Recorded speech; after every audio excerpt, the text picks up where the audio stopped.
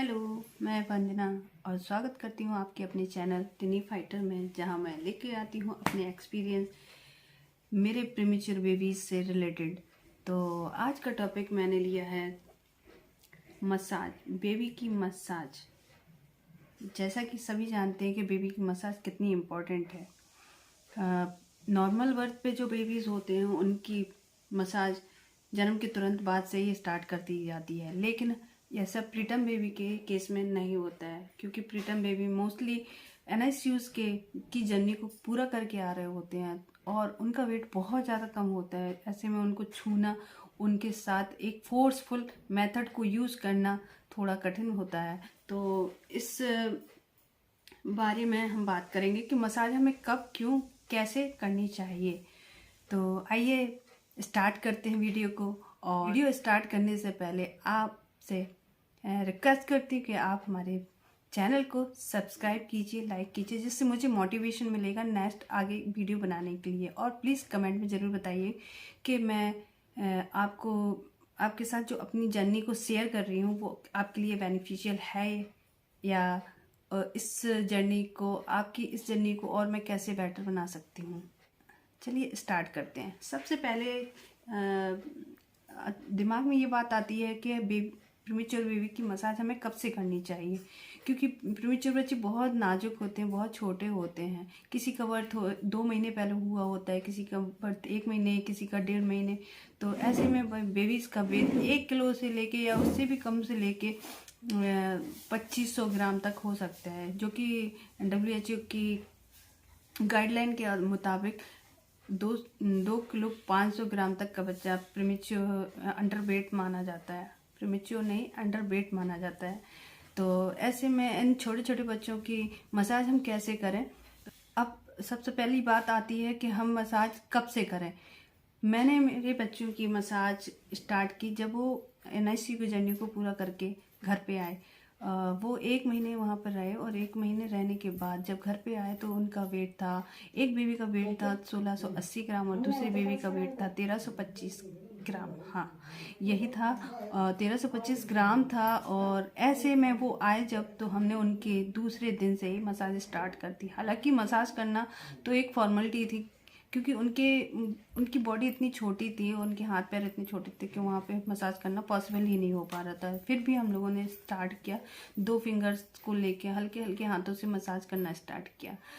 Next question आता है कि हम प्रीमेच्योर बेबी की मसाज दिन में कितनी बार करें। तो मेरे ख्याल से प्रीमेच्योर बेबी की मसाज दिन में कम से कम 2 बार होना चाहिए, और मैंने भी 2 बार किया। सुबह के टाइम करती थी 9 से 10 बजे के बीच में, और एक बार 4 से 5 बजे के बीच में शाम के टाइम करती थी। नेक्स्ट क्वेश्चन रहता है कि बेबी की मसाज हमें कब तक करना चाहिए। तो प्रीमेच्योर बेबी के केस में हमें बेबी की मसाज कम से कम 1 साल या फिर उनके चलने तक करना चाहिए। नेक्स्ट क्वेश्चन है कि हमें बेबी की मसाज किस ऑयल से करना चाहिए।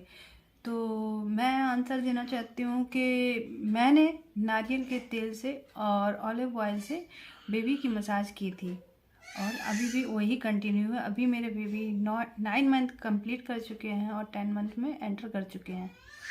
और अगला क्वेश्चन है कि हमें बेबी की मसाज क्यों करना चाहिए।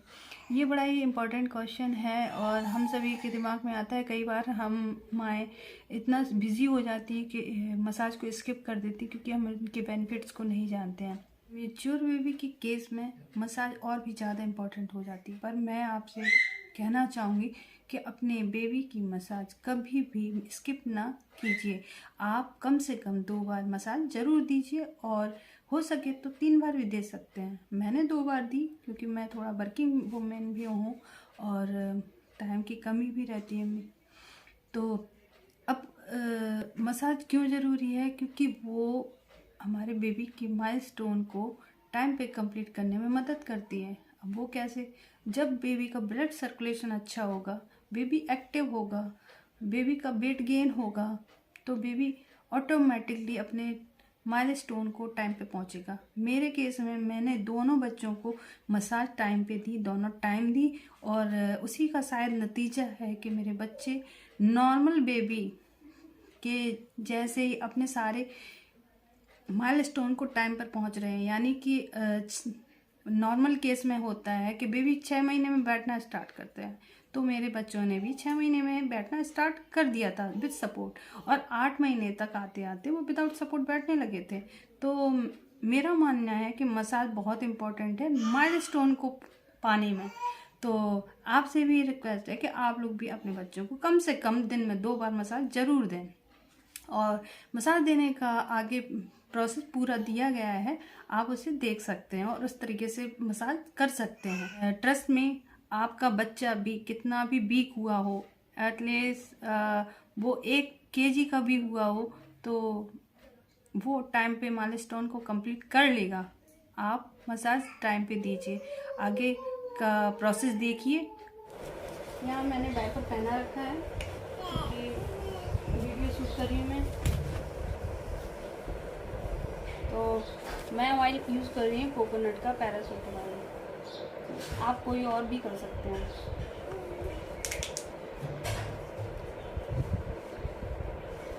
मैंने थोड़ा सा ऑयल लिया हाथ पे।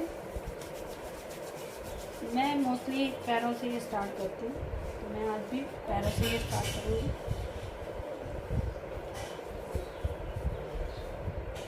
Breathe breathe breathe.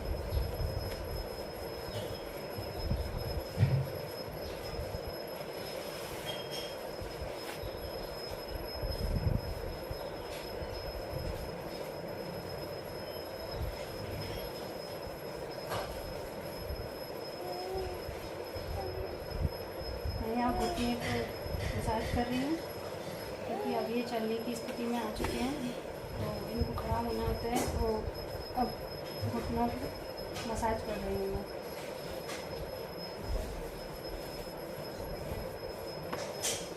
इस तरह से पैरों को मसाज करती हूँ। यहाँ पर पैरों को सर्कल वाइज इस तरीके से मैं क्रिएट करती हूँ हाथों को, और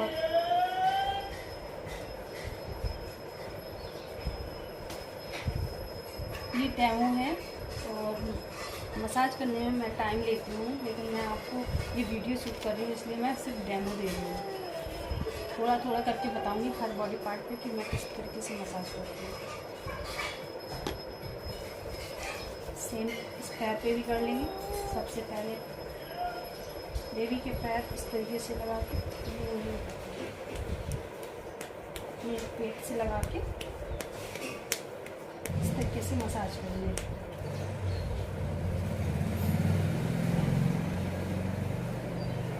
सेम इस घुटने पे भी थोड़ा सा अटेंशन देंगे। अभी 7 मंथ प्लस हो गए हैं और इनकी करेक्टेड एज है 5 मंथ 27 डेज, यानी अभी वो 6 मंथ के होने के लिए अभी उनको 3 दिन और बाकी हैं। इस तरीके से हम पैर की मसाज कंप्लीट करेंगे। ठीक है, अब मैं आऊँगी हाथों पर, थोड़ा सा फिर से तेल लूँगी और हाथों पर आऊँगी।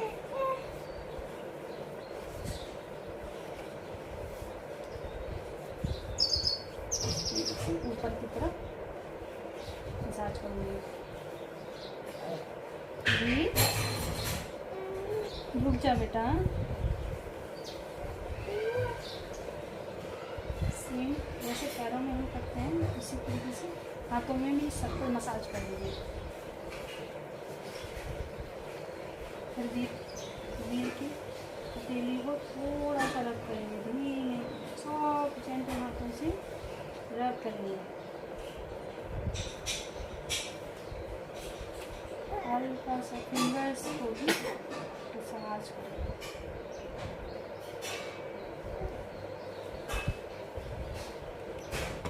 इसी तरीके से हम दूसरे हाथ को करेंगे।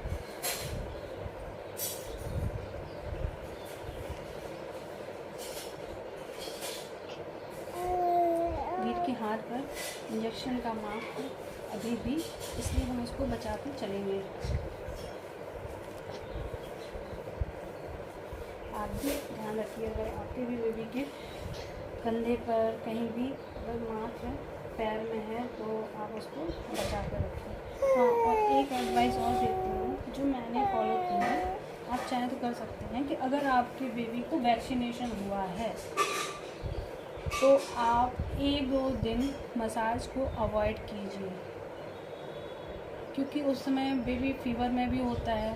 फीवर का मतलब है हाथ पैरों की टूटन, और दूसरा पैर में पेन भी होता है। हाथ कंप्लीट होने के बाद अब हम आएंगे इनकी चेस्ट एरिया और स्टमक एरिया पर। दी सीधे हो जाओ बेटा।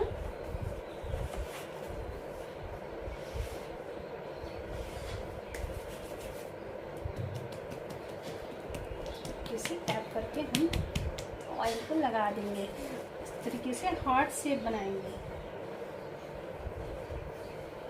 चेस्ट पर हार्ट शेप बनाएंगे।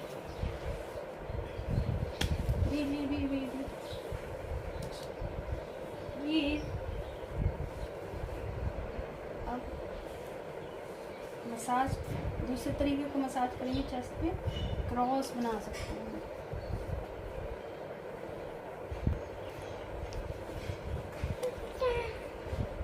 जो मैंने किया वो मैं आपको बता रही हूँ, बाकी मसाज तो बहुत तरीके से करते हैं लोग बाग, अलग अलग तरीके से।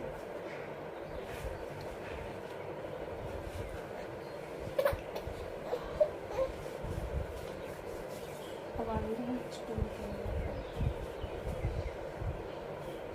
स्टमक एरिया में हम नोवल के चारों तरफ सर्कल बनाएंगे फिंगर्स से।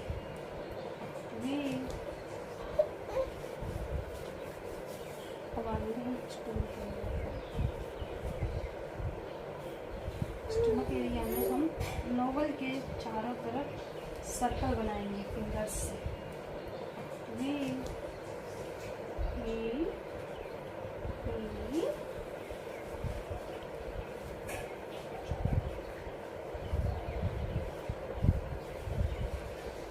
इससे बेबी की पेट की गैस भी निकल जाती है और डाइजेशन भी ठीक रहता है।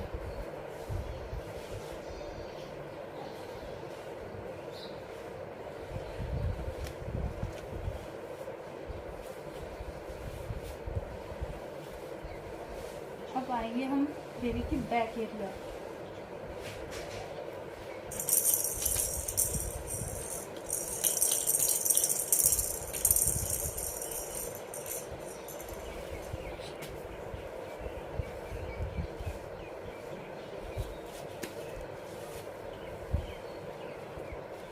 इस तरीके से हम पीठ की मसाज करेंगे। और वापस से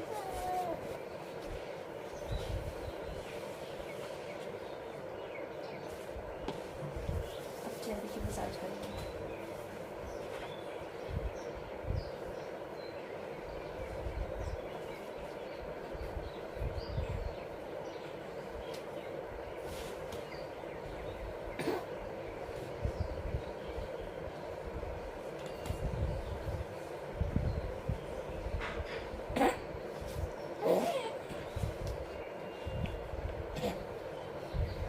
तो इस तरीके से पूरा मसाज कंप्लीट हो जाता है।